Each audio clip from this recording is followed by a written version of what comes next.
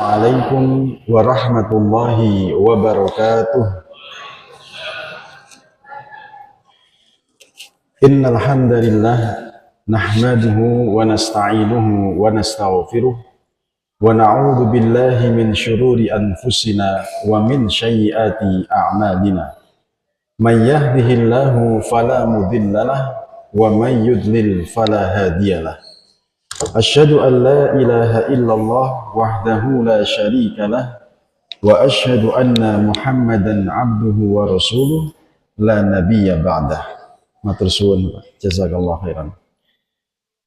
Allahumma salli wa sallim wa barik ala Muhammadin wa ala alihi wa ashabihi wa man ittaba'al huda ila yaumil qiyamah, amma ba'du. Bapak-bapak, ibu-ibu, jamaah sholat maghrib Masjid Remaja, a'azzani Allah wa iyyakum. Marilah pada kesempatan yang berbahagia ini, di tengah rintik hujan dan mendung yang peteng, kita tetap menghaturkan rasa terima kasih kita kepada Allah, sebab Allah masih memberikan kita hati yang tergerak untuk melangkah ke masjid ini dalam rangka mengerjakan sholat wajib berjamaah, kemudian kita lanjutkan dengan bermajelis ilmu. Maka syukur itu kita wujudkan dalam bentuk lisan dengan mengucapkan Alhamdulillahirabbil alamin. Sering kita sampaikan sebagai bahan motivasi buat kita semuanya adalah sabda Nabi SAW, man qala alhamdulillahirabbil alamin. Siapa yang bersyukur, berzikir dengan mengucap alhamdulillahirabbil alamin, katabat lahu salasuna hasanah. Allah mencatat untuk kita dengan 30 pahala kebaikan. Tidak hanya pahala, ucapan syukur kita juga khutta anhu salasuna khati'ah, menjadi sebab ampunan 30 dosa-dosa maksiat kita. Maka mengisi waktu-waktu luang kita, perbanyak lisan ini dalam bertahmid. Sekali lagi kita ucapkan Alhamdulillahirabbil alamin.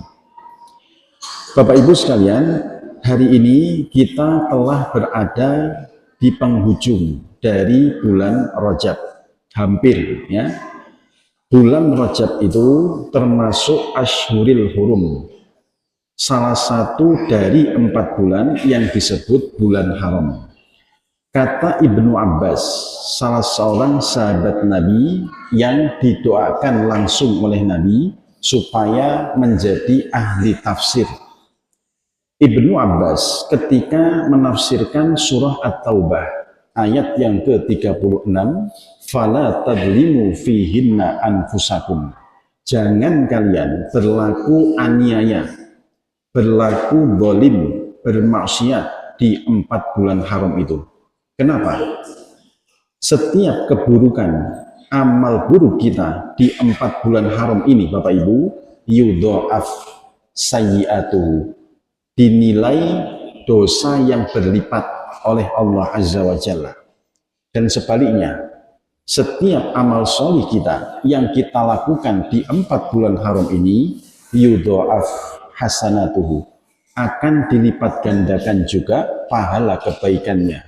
Maka bersyukurlah kita yang hadir di majelis ilmu ini, karena setiap detik Pak, kita duduk di majelis ilmu, kita mendengarkan, kemudian kita mencatat, akan dinilai pahala yang berlipat ganda oleh Allah Azza wa Jalla. Di tengah suasana mendung yang sangat peteng, tadi saya mulai Kalianak sampai sini mendungnya peweteng Pak, untuk supaya kita diberikan keselamatan oleh Allah, terutama yang rumahnya jauh dari masjid ini. Ada satu doa Nabi yang diajarkan kepada kita umatnya, kata beliau dalam hadis riwayat Imam At-Tirmidzi, termasuk diriwayatkan oleh Imam Abu Dawud dalam sunannya. Ada satu doa yang ketika kita baca Pak, doa itu di pagi hari sampai sore hari, Allah akan berikan keselamatan buat kita. Dan sebaliknya, kita baca doa ini di sore hari, petang, sampai di pagi hari, Allah akan berikan keselamatan buat kita. Apa doanya? Bismillahi la yadurru ma'asmihi syai'un fil ardi wala fis sama'i wa huwas sami'ul alim. Supaya hafal, supaya bisa, kita coba lantunkan bersama, latihan Pak. Saya komando ya. Bismillahi la yadurru ma'asmihi syai'un fil ardi wala fis sama'i wa huwas sami'ul alim. Silahkan doa ini dibaca pagi dan petang, terutama di musim-musim seperti ini. Kita tidak tahu Pak, di jalan terjadi apa, supaya Allah Azza wa Jalla berkenan memberikan keselamatan untuk kita, lantunkan doa dan zikir yang tadi. Tidak ada yang bisa membahayakan kami, la yadurru ma'asmihi syai'un fil ardi wala fis sama. Baik yang datang dari arah bumi ataukah yang datang dari arah langit. Tidak ada yang bisa membahayakan kita atas izin Allah Azza wa Jalla. Yakin Pak, kita akan diselamatkan oleh Allah. Amin ya rabbal alamin. Di bulan Rajab ada sebagian ulama itu yang berpendapat terjadi peristiwa Isra Mi'raj. Sebagian ulama yang lain itu berpendapat Isra dan Mi'raj itu bukan terjadi pada bulan Rajab. Misalnya Imam Ibnu Katsir rahimahullahu ta'ala punya kitab sejarah namanya Al-Bidayah wan Nihayah, termasuk di dalam tafsirnya Tafsir Quranul Azim, beliau mengatakan peristiwa Isra Mi'rajnya Nabi itu terjadi pada bulan Rabiul Awal. Sebagian ulama yang lain juga ada Pak yang berpendapat terjadi Isra Mi'raj itu pada bulan Dzulqa'dah. Hanya saja kadung di masyarakat kita ini sudah memilih pendapat sebagian ulama yang masyhur bahwasanya Isra dan Mi'raj terjadi pada bulan Rajab. Ala kulli hal tidak jadi masalah Pak. Tidak perlu kita perdebatkan mau terjadi di bulan apa. Yang penting sikap kita terhadap peristiwa Isra Mi'raj itu kita yakin Pak, zahiran wa batinan terjadi kepada Nabi Shallallahu Alaihi Wasallam. Berbeda dengan keyakinan mereka orang-orang kafir di masa itu. Orang-orang kafir di masa itu seperti Abu Jahal dan juga teman-temannya Pak menertawakan ketika di fajar di pagi hari Nabi bercerita kepada dirinya kalau habis diisrokan, diperjalankan oleh Allah dari Mekah ke Yerusalem di Baitul Maqdis, dari Baitul Maqdis ke langit yang ketujuh, kembali ke bumi tidak sampai 1 malam. Ditertawakan Pak. Inilah sikap orang-orang kafir terhadap Isra Mi'rajnya Nabi. Adapun kita umat yang beriman, orang-orang yang betul-betul mengaku muslim, kita yakin Pak, bahwa peristiwa tersebut terjadi secara langsung, zahiran wa batinan, ruhan wa jasadan, terjadi secara ruh dan juga jasad, betul-betul terjadi. Di masa itu ada sahabat Nabi Pak yang betul-betul yakin, sampai ketika seluruh manusia kala itu menertawakan Nabi, hanya 1 orang yang mempercayai dengan benar-benar adalah bapak mertuanya sendiri. Siapa beliau? Abu Bakrin atau Abu Bakar As-Siddiq. Dinamakan As-Siddiq itu sebab beliau percaya, betul-betul yakin percaya kalau Nabi itu Isra dan Mi'raj. Kalau Bakrin, apa arti Bakrin Pak? Bakrin atau Bikr itu artinya perawan. Abu Bakrin bapaknya perawan. Maksudnya siapa? Sayyidatuna Aisyah radhiyallahu anha. Disebut Abu Bakrin karena saat itu Abu Bakar itu punya anak yang masih gadis, namanya Aisyah Ummul Mukminin, kelak menjadi istri Nabi. Ala kulihal, kita yakin Pak, peristiwa tersebut terjadi. Ada satu peristiwa penting ya di dalam Mi'rajnya Nabi, disebutkan oleh Imam Muslim di dalam Sahihnya. Silakan buka pada Kitabul Iman. Termasuk Imam Bukhari menyebutkan dalam Kitabus Shalah. Ketika Nabi Mi'raj naik ke Sidratul Muntaha, Nabi untuk pertama kalinya Pak menerima perintah sholat 5 waktu. Asalnya perintah tersebut 50 kali dalam satu hari, satu malam. Kira-kira Bapak Ibu, ketika syariat yang pertama kali itu diterapkan ke kita Pak, 50 kali dalam satu hari, kita mampu atau tidak Pak? Tidak mampu. 5 saja, akeh sing bolong, gitu. Apalagi 50 kali. Yang seringkali dilupakan oleh kebanyakan orang, ada jasa Nabi Musa alaihi salam. Nabi Musa ketika bertemu dengan Nabi, setelah diberikan 50 kali kewajiban sholat itu, Nabi Musa memberikan saran Pak. Apa sarannya? Umatmu tidak akan kuat. Mintalah takhfif, keringanan dari Allah. Setelah itu terhitung 9 atau 8 kali Nabi naik turun lagi Pak. Minta rukhsah kepada Allah, minta keringanan. Yang asalnya 50 kali turun menjadi 5 kali saja dalam satu hari. Walaupun cuma 5, kata Nabi Musa alaihissalam itu masih berat. Kata Nabi Musa. Mengapa? Sebab umatku Bani Israel itu pernah juga diterapkan syariat yang sama. Juga diuji oleh Allah dengan syariat yang sama. Tapi di antara mereka jarang yang berhasil. Tidak banyak yang mampu istiqomah di dalam mengerjakan sholat. Oleh sebab itu, kenapa perintah sholat dalam Islam disebutkan dalam bentuk aqimus sholat, bukan dalam bentuk if'alus sholat. Kerjakan sholat bukan, dalam bentuk aqimus sholat. Lafat aqoma yuqimu itu menunjukkan adanya konsistensi Pak, adanya istimror. Bukan satu hari kita sholat, 1 bulan lagi bolong. Bukan seperti itu. Adanya keikhlasan termasuk aqimu. Bukan seperti sholatnya orang-orang munafik. Sholat lek ada maunya saja. Sholat kalau ada besannya saja. Tidak seperti itu. Perintah sholat dalam Islam disebutkan dalam bentuk aqimus sholat. Dirikanlah sholat. Seperti bangunan yang berdiri, ada pondasinya, ada temboknya, ada juga atapnya. Sholat juga demikian Pak.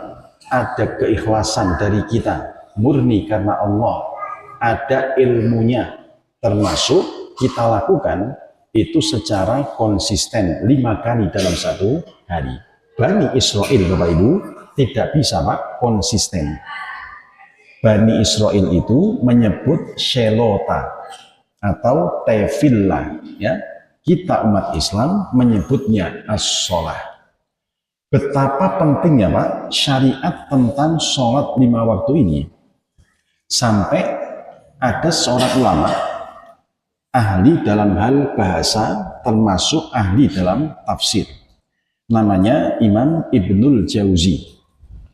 Imam Ibnul Jauzi itu mengatakan begini, kalau ada syariat yang perintahnya itu dimulai dalam bentuk kataba atau dalam bentuk kalimat pasif kutiba, fi'il mabni majhul namanya, atau juga dalam bentuk isim kitaban, syariat itu adalah syariat yang berat Pak.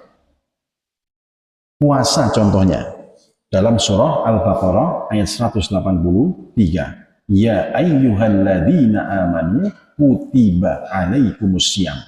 Poso itu memang syariat yang berat. Seberat pahala dan juga konsekuensi yang kita dapat dari puasa. Apa konsekuensinya? Satu, mendapat ampunan dari Allah. Yang kedua, amal soleh kita Pak, yang kita lakukan saat kita berpuasa, kata Allah dalam hadis qudsi, kullu amal ibni Adam yudha'af bi asyri amsalihah. Amal solihnya orang yang puasa itu dibalas Allah minimal 10 kali Pak. Hatta sab'umiyya di'afin, sampai 700 kali lipat. Ini Pak, konsekuensinya besar, seberat perbuatan yang kita lakukan. Orang yang berpuasa juga kelak diberikan akses khusus, pintu surga khusus berkarpet merah. Nek berkarpet merah bahasa saya ya, bukan hadis. Diberikan akses khusus seperti presiden ketika masuk istana negara, khusus Pak pintunya. Ada yang disebut babur royan, pintu ar-royan, khusus untuk mereka yang berpuasa karena Allah. Termasuk kisos misalnya Pak. Syariat tentang kisos itu disebutkan dalam bentuk kutiba alaikumul qisasu fil qatlah. Berat, tidak semua orang bisa Pak mengamalkan kisos. Ada yang enggak tego, ada yang menganggap oh itu hukum terlalu kejam, padahal syariat Allah berat Pak. Termasuk sholat. Di dalam surah Ali Imran ayat 185 kalau nggak salah ya, Allah Ta'ala menyebutkan inna sholata kanat 'alal mu'minina kitaban mauquta. Sholat itu bagi orang-orang yang beriman waktunya ditentukan 5 kali dalam satu hari. Menunjukkan kitaban itu syariat yang berat Bapak Ibu. Seberat konsekuensi ketika kita meninggalkan dan juga seberat konsekuensi balasan kalau kita melaksanakannya. Orang yang meninggalkan sholat Pak dengan sengaja, dia sudah akil balik, sudah tamyiz, bisa membedakan yang baik dan buruk, kok meninggalkan sholat sengaja. Ya, apa kata Nabi? Konsekuensinya berat Bapak Ibu. Dalam hadis riwayat Imam Muslim, al-ahdu baini wa bainahum, wa fi riwayatin al-ahdu bainana wa bainahum. Yang membedakan kita dengan mereka orang kafir itu adalah sholatnya. Fa'in tarokaha, kalau dia meninggalkan sholat dengan sengaja, faqad kafaru, dia telah kafir. Hati-hati Bapak Ibu. Walaupun ya, kata Imam An-Nawawi ketika menjelaskan hadis tadi itu dalam kitab penjelasan beliau namanya Al-Minhaj. Al-Minhaj syarah Sahih Muslim ya. Kafirnya di situ itu bukan kafir yang mengeluarkan dia dari Islam, bukan. Kafir di situ yang dimaksud adalah al-kabair, dosa yang sangat besar Bapak Ibu. Setara dengan perilaku orang kafir itu sendiri. Hati-hati Bapak Ibu. Saking pentingnya Pak, sholat 5 waktu ini sampai Nabi pernah bilang untuk anak-anak bahkan, ajarkan anak-anak kalian, muru auladakum, suruh anak-anak kalian mengerjakan sholat ketika usianya itu sudah sampai 7 tahun. Bahkan kalau sampai 10 tahun dia belum sholat, belum mau sholat, fadribu, pukul. Tapi ingat Pak ya, pukul di sini bukan berarti jenengan suantabil Pak, bukan. Nanti kok salah paham gitu. Fadribu kata Nabi. Terus anaknya dijuwotosi, boten. Yang dimaksud fadribu kata para ulama adalah dzarban tarbawiyan, pukulan yang mendidik. Pukulan yang mendidik itu tidak hanya fisik Pak, bisa pukulan dalam bentuk motivasi. Misalnya, le nanti lek sholatnya bagus 5 waktu di masjid sama bapak, dibelikan bapak sepeda listrik ya. Ini Pak, pukulan tapi dalam bentuk motivasi, majas. Bapak-bapak menjanjikan, lek sholatnya api, bagus, 5 waktu, gak rame gitu. Nanti bapak ajak mainan kemana? Ke Disneyland di Singapura sana Siap Pak Insya Allah siap. Motivasi Pak. Ini termasuk dorban tarbawiyah. Atau kalau mau secara fisik, cukup menakut-nakuti, kata Pak Yai saya dulu. Seperti ketika kita masih kecil dulu Pak. Waktunya adzan maghrib, sik bal-balan. Ibu panjenengan itu moro bawa nopo sapu, ayo kamu gitu.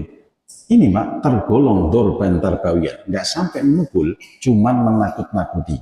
Nah, pukulan ini itu maknanya luas. Dorban tarbawiyah, pukulan yang mendidik, ya, bukan berarti menyakiti, bukan, tapi yang mendidik.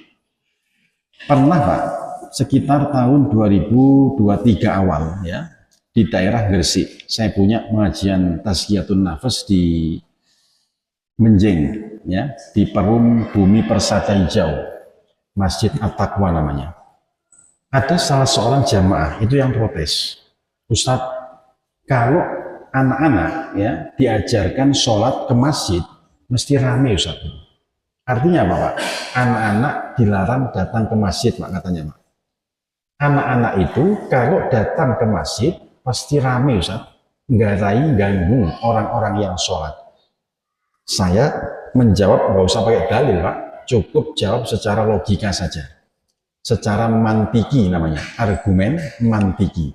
Pak, yang namanya anak-anak, dunia anak-anak itu bermain. Lek nggak bermain, jajan, tidur. Belajar efektif itu paling lama 40 menit secara psikologi. Tidak bisa konsisten mereka seperti bapak-bapak ini Pak, menang berungok ini. Sehingga wajar kalau mereka ketika ke masjid 5 menit fokus, sisanya guyon, agak ngobrol sama temannya. Wajar anak-anak. Yang jadi masalah Pak, kalau bapak-bapak sholat ke masjid pelayon, nah ini yang masalah gitu. Wis gede kok pelayon gitu. Lek anak-anak ya wajar, namanya anak-anak. Kalau sampai ini dilarang Bapak Ibu, gawat Pak. Anak-anak kita lebih akrab dengan ucapan-ucapan atau lagu-lagu TikTok misalnya. Lebih apal lagu-lagu TikTok yang viral daripada hafal ayat-ayat Al-Quran. Lebih hafal gerakan-gerakan TikTok daripada gerakan-gerakan dalam sholat. Berbahaya sekali Bapak Ibu. Dengan mereka hadir Pak, kita ajarkan di masjid ini, setidaknya pendengaran mereka itu mendengar ucapan-ucapan yang baik, lantunan ayat-ayat Quran, lantunan imam ketika membaca Al-Quran. Ketika mereka datang ke masjid, mata pikirannya itu merekam Pak, bagaimana gerakan sholat. Dan tahukah kita, rekaman itulah yang membentuk pribadinya Bapak Ibu menjadi orang yang sholih. Maka nggak heran, tadi di sebelah saya, mana anaknya? Nggak ada anaknya. Di sebelah saya Pak, selesai saya sholat, zikir, yang dibahas nopo tentang riya, sum'ah. Betul, barusan tadi pakai baju hijau tadi itu. Ketika mainnya di masjid, pasti yang dibahas yang baik-baik. Diskusi Pak masalah riya. Riya itu bukan gitu kata Ibu. Riya itu gini-gini loh, lek sum'ah kayak gini gitu. Ini Pak dampak dari apa? Pergaulan yang baik di masjid. Maka jangan dilarang anak-anak untuk datang ke masjid, cuman diatur saja. Seperti di Masjid Al-Huda Perhutani, ya. Di Masjid Al-Huda Perhutani Sambi Kerep itu ada reward. Reward itu penghargaan. Anak yang sholatnya bagus, baik, nggak rame, dapat hadiah Pak. Saya nggak tahu apa hadiahnya, yang jelas ada. Nah ini bisa kita jadikan percontohan. Takmir buat program, ya. Bagaimana caranya anak-anak itu nyaman di masjid, tapi ya nggak rame. Silahkan dipikir, ya. Bukankah Pak, di masa Nabi masih hidup, Nabi itu pernah berkhutbah, ya. Ketika Nabi berkhutbah, beliau sampai turun dari mimbar, Pak. Menghentikan khutbahnya sejenak. Untuk apa? Untuk menemui cucunya. Cucu Nabi yang bernama Umamah itu masuk masjid, lalu Nabi menggendong, kemudian bermain-main sejenak. Kemudian beliau bilang, saya itu paling gak kuat kalau melihat cucu saya. Pengen ngemong terus gitu, Pak. Wajar ya, Mbah kali putune. Apa Mariono kali putune, ini Pak ya, gemati tenan. Ini wajar. Nabi pun demikian, Pak. Di dalam masjid ada anak-anak. Bahkan ketika Nabi sholatnya Nabi saat itu normal, cuman sujudnya lebih lama, Pak. Biasanya 1 menit misalnya, ini kok sampai 5 menit gitu. Ternyata setelah Nabi sholat, sahabat tanya, wahai Nabi, apakah ada perubahan tata cara sholat? Kira-kira seperti itu. Kok sampai sujud panjenengan itu lama, gak koyok biasa nih, betul. Maka Nabi menjelaskan, oh tidak, tadi itu ada cucu saya, Husain, itu sedang bermain-main di pundak saya. Ketika sujud, main kuda-kudaan, Pak, di punggungnya Nabi. Saya nggak mau. Kesenangan cucu saya itu terganggu, dibiarkan dulu, Pak. Ini, Pak, prakteknya Nabi. Berarti di masjid ada anak-anak. Ini pelajaran penting buat kita. Juga untuk tarbiyatul aulad, pendidikan anak sejak dini, ya, tanggung jawab kita mas semuanya, ya. Ini tentang sholat. Konsekuensi yang kedua, sholat itu Bapak Ibu punya dampak yang signifikan terhadap kehidupan sosial kita, Bapak Ibu. Nabi ketika ditimpa satu musibah yang berat, ditimpa satu masalah hidup yang berat, dalam hadis yang sahih, ya, dikisahkan, idza hazabahu amrun, kalau Nabi ditimpa masalah yang berat, fasolla, beliau akan sholat. Pertanyaan besar, Pak, kenapa Nabi kok sholat? Kenapa Nabi nggak ngopi saja? Nah, sebab dengan sholat antara hamba dengan Allah tidak ada sekat, Bapak Ibu. Keadaan yang paling dekat antara hamba dengan Allah, fahuwa sajidun. Ketika hamba itu sedang bersujud kepada Allah, sedang sholat, Pak.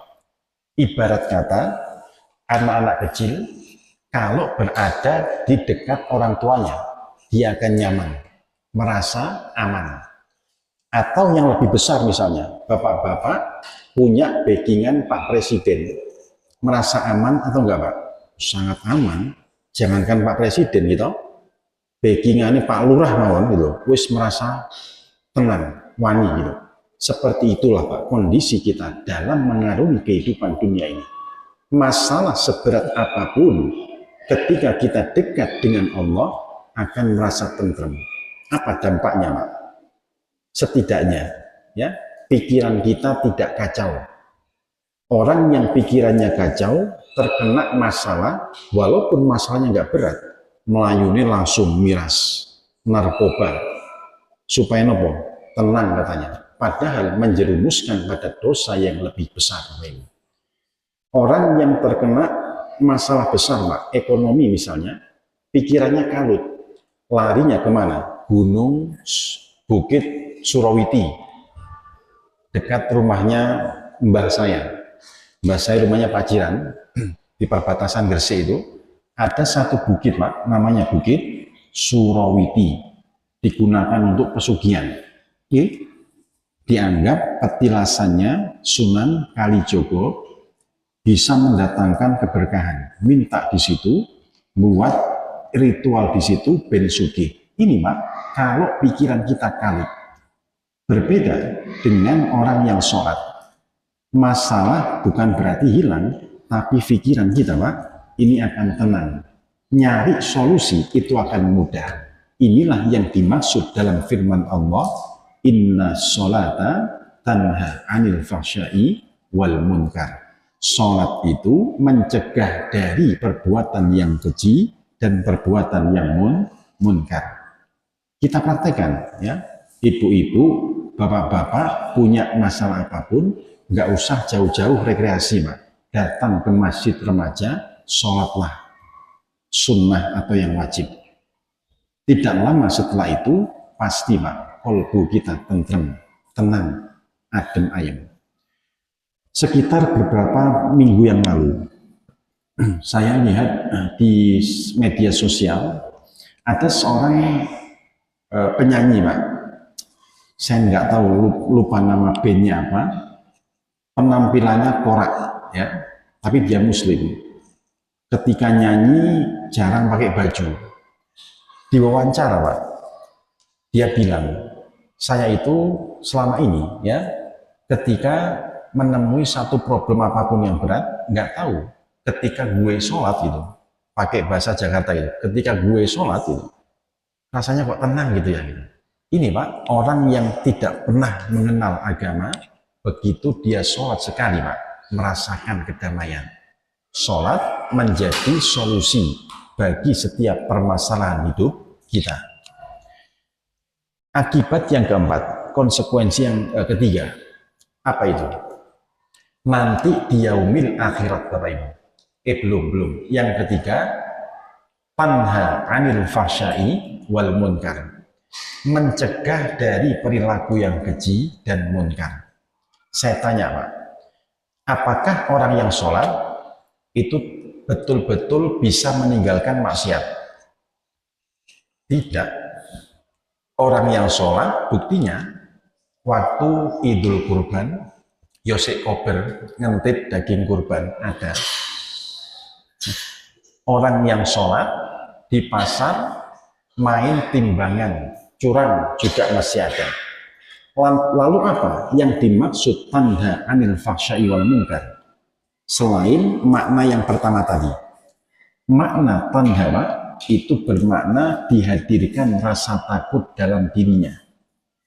Orang yang sholatnya baik itu akan muncul rasa takut, khauf dalam dirinya Pak.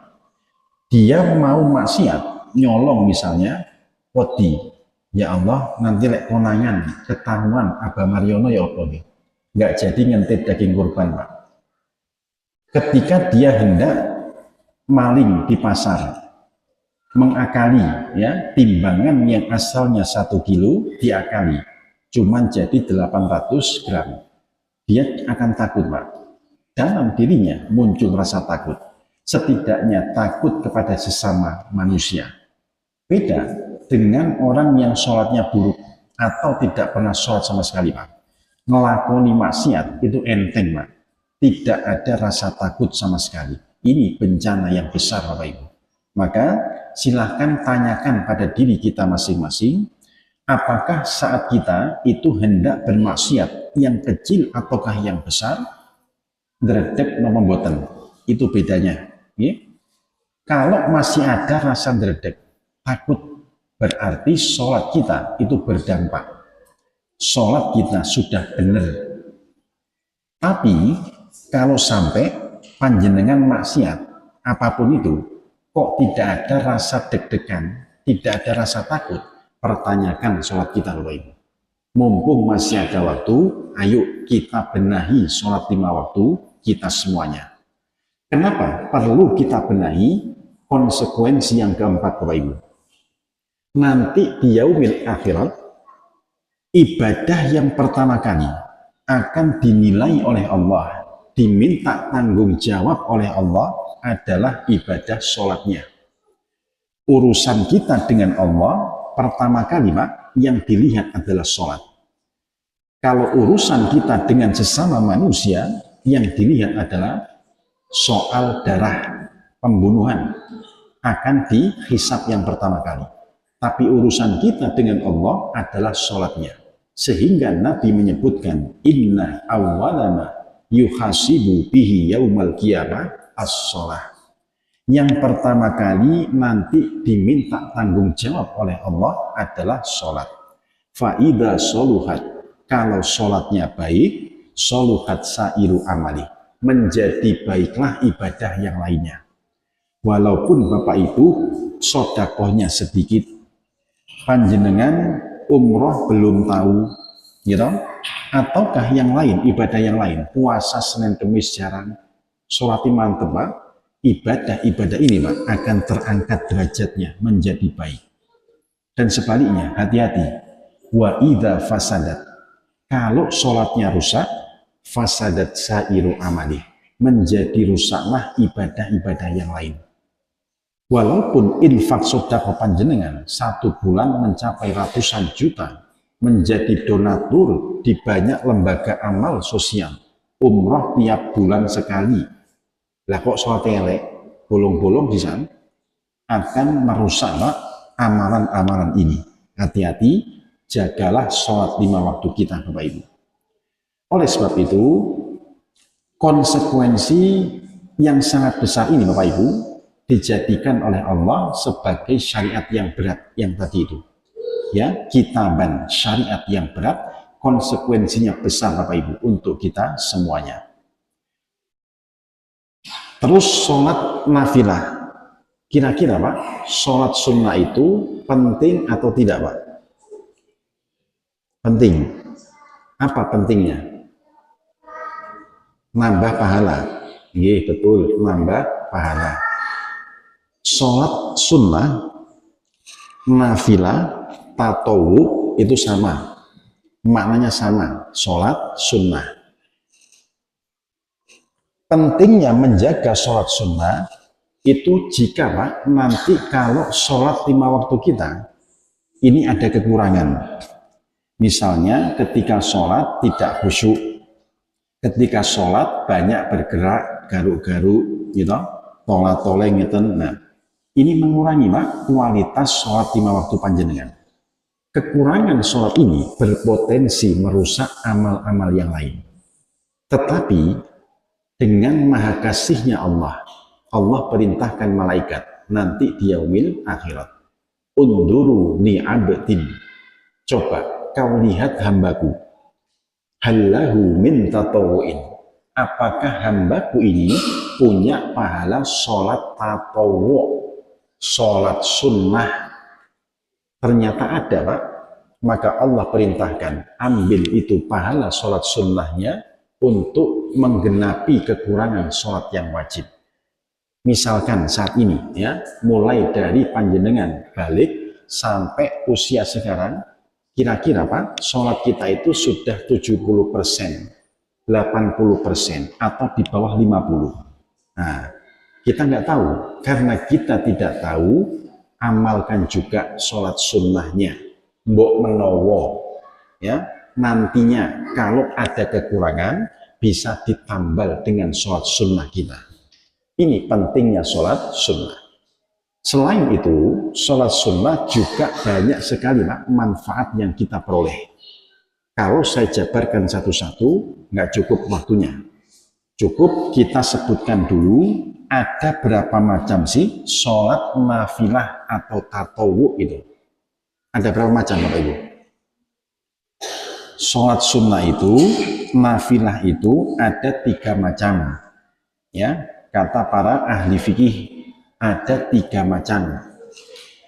Yang pertama ada nafilah itu yang disebut nafilah muakkotah, berdasarkan waktu. Sunnah yang berdasarkan waktu. Contoh sholat duha, waktunya khusus, ba'da tulu'il fajri hatta zawalil syamsi, setelah matahari terbit sampai nanti matahari zawal. Zawal itu ketika bayangan ini Pak, benda sama, ya, bayangan benda itu sama. Sholat duha dikerjakan minimal berapa rakaat Bapak Ibu? 2. Nih. Atau berapa Bu? Nah, 2. Maksimal pinten Bu? 24.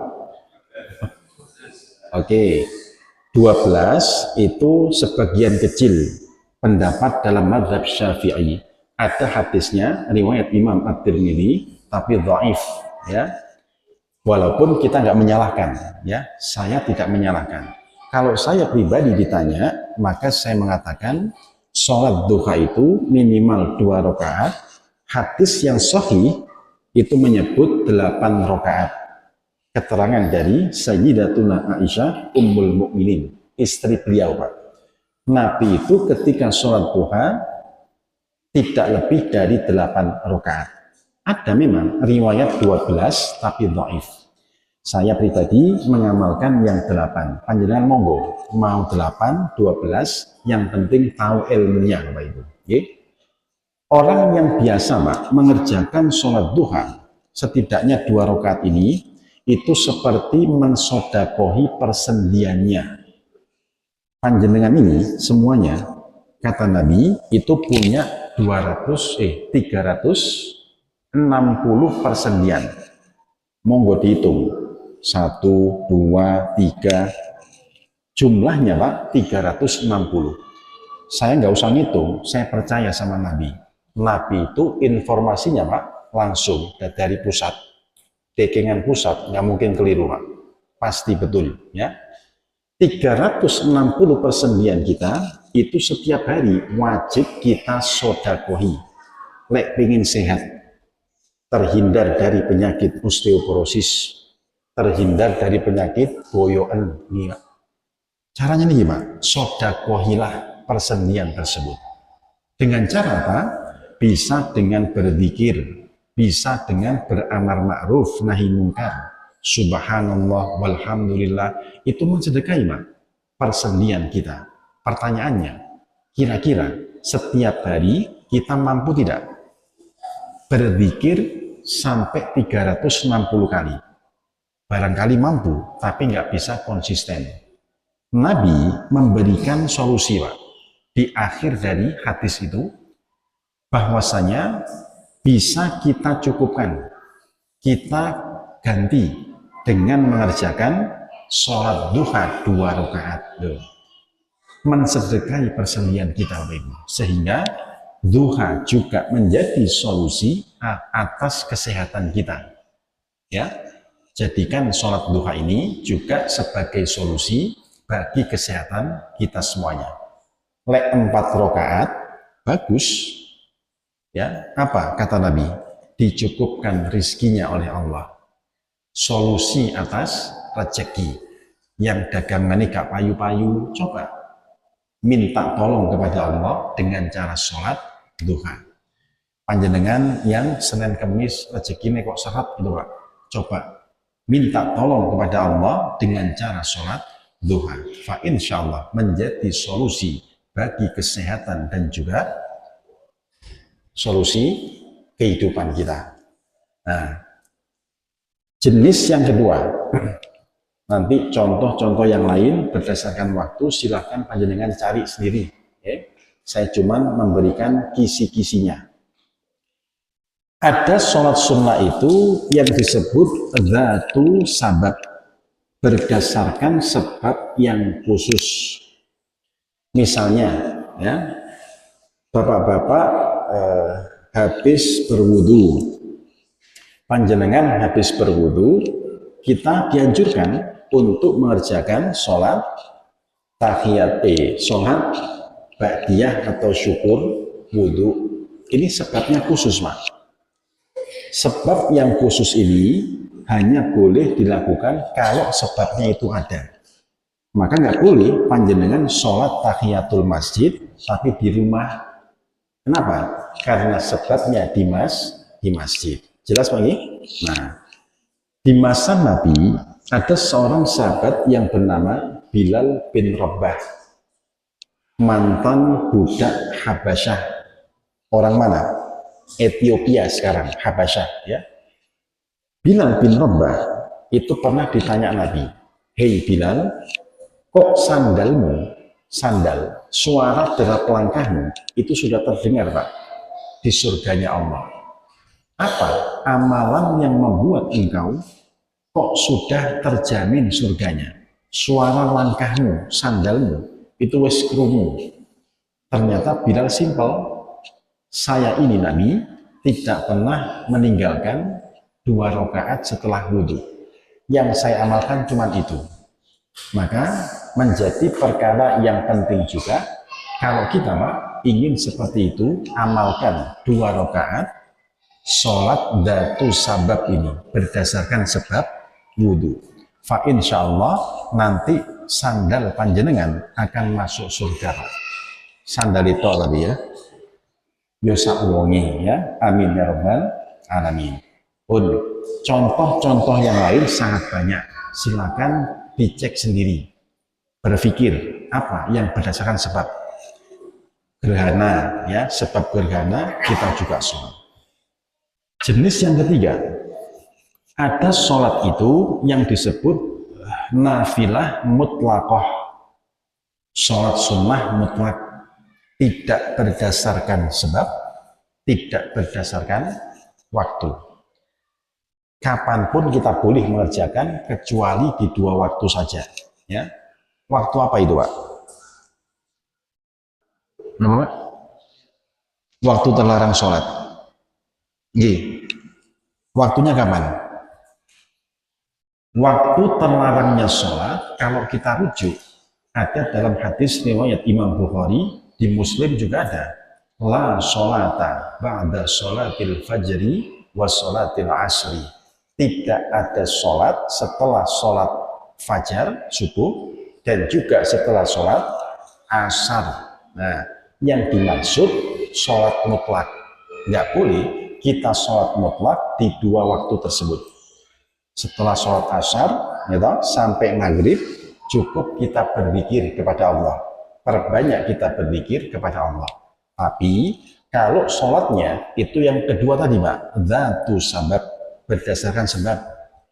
Di waktu setelah asar panjenengan masuk masjid, tak sholat dulu. Nah, yang ini boleh, sebab ada sebab yang khusus. Yang dimaksud larangan itu adalah sholat mutlak. Setelah panjenengan ke masjid, ya, pulang dari masjid, nunggu waktu syuruk masih cukup lama, gitu. Di sela-sela waktu itu kita pun nggak boleh melakukan sholat mutlak ini. Tunggu, Pak, sampai matahari tuluk. Terbitnya matahari di awal waktu itulah yang disebut dengan isyraq atau syuruk. Bisa kita mengerjakan sholat sunnah syuruk. Hadisnya hasan, baik, bisa kita amalkan. Orang yang mengerjakan sholat sunnah isyraq setelah dia sholat di masjid, kemudian berzikir, ketika syuruk sholat 2 rakaat. Apa pahalanya, Pak? Seperti kita haji dan umrah. Loh, panjenengan habis sholat syuruk langsung dipanggil Pak Haji, Pak. Enak toh? Ini cara yang sangat banyak, Bapak Ibu. Mudah kita laksanakan, pahalanya besar di sisi Allah Azza wa Jalla. Sebagai penutup, kira-kira, Pak, sholat ba'diyah itu termasuk yang jenis mana? Dari 3 tadi ini, Pak. Rawatib itu loh, ba'diyah, maghrib, qobliyah, subuh, itu masuk mana? Berdasarkan sebab ataukah waktu? Hah? Jawabannya buat PR. Yang benar hadiah dari Pak Mariono nanti. Pun, bila ada kebenaran dari yang kami sampaikan, semua datang dari Allah Azza wa Jalla, Zat yang maha sempurna. Bila ada kekurangan dan kesalahan, semata-mata datang dari saya bermohon ampun pada Allah. Billahi taufik wal hidayah. Wassalamualaikum warahmatullahi wabarakatuh.